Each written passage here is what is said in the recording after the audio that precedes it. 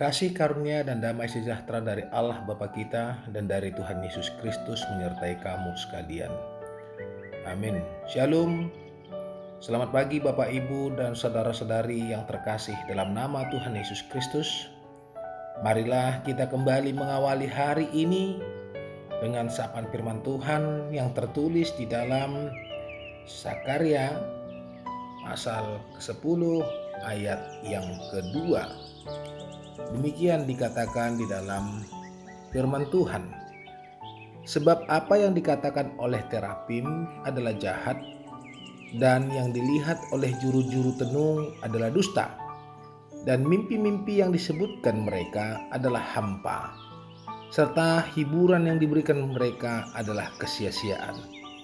Oleh sebab itu, bangsa itu berkeliaran seperti kawanan domba dan menderita sengsara sebab tidak ada gembala. Demikian dikatakan dalam firman Tuhan. Bapak, Ibu, dan saudara-saudari yang terkasih, Tuhan kita adalah Allah yang kudus. Sehingga ketika umat terus tidak taat, maka Tuhan pasti akan menjatuhkan hukuman. Seperti yang dapat kita lihat dalam Keluaran 34 ayat 7. Apalagi jika dosa menyembah berhala, maka hukumannya bertambah berat. Jikalau kita baca ayat pertama, dimulai dengan seruan kepada umat untuk meminta hujan kepada Tuhan. Pasalnya, Tuhanlah yang membuat awan-awan pembawa hujan deras.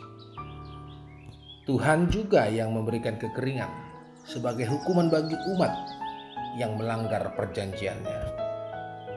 Musa sudah memperingatkan hal ini seperti tertulis dalam Imamat pasal 26 ayat 19 dan Ulangan 28 ayat 23. Secara tersirat, Tuhan meminta umatnya untuk bertobat serta meminta pengampunannya.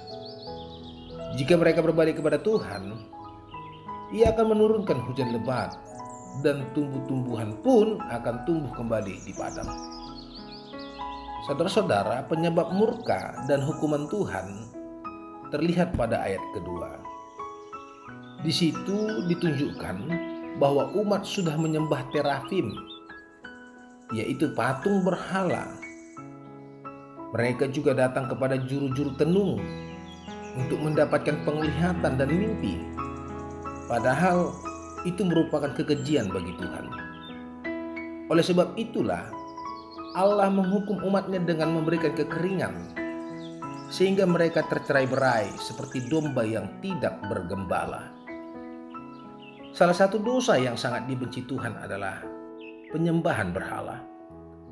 Alasannya, Tuhan Allah kita adalah Allah yang cemburu, seperti yang dikatakan dalam Keluaran pasal 20 ayat 5. Oleh sebab itu, Tuhan akan menghukum dengan berat umat yang menyembah berhala. Dia bahkan akan membalaskan sampai kepada keturunan yang ketiga dan keempat, seperti yang tertulis dalam Keluaran pasal 20 ayat 5. Namun Tuhan Allah kita juga penyayang dan pengasih. Dia akan mengampuni pelanggaran, kesalahan, dan dosa ketika umat bertobat. Untuk itu marilah kita merenungkan dan mempertanyakan kepada diri kita, apakah masih ada berhala dalam kehidupan kita? Berhala bisa jadi itu berwujud kekuasaan, uang, atau mungkin juga ke keluarga kita. Jika masih ada, mari kita segera bertobat. Penyembahan berhala adalah suatu kekejian di hadapan Tuhan. Agar kiranya kita jauh dari hukuman yang kelak akan kita terima sebagai upah daripada dosa. Tuhan Yesus menguatkan kita dalam melakukan firman-Nya. Tuhan Yesus memberkati aktivitas kita terlebih pada satu hari ini. Amin.